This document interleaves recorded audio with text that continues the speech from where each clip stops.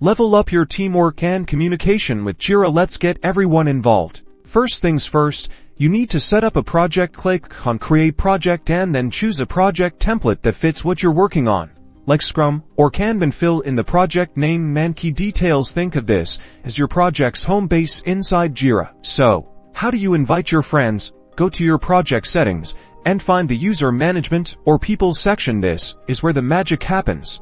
Click on the Add Users button. You will be prompted to add your friend's email or username in the space provided. Then, you need to select the right role they will play on the project. Do you want them to just view, or do you want them to be able to edit and create tasks?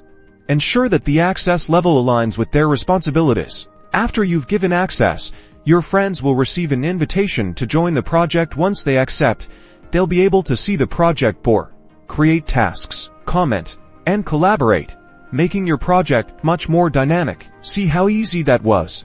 Jira helps you collaborate on projects and share information with anyone effectively. And this makes team projects a breeze. Now go crush those projects.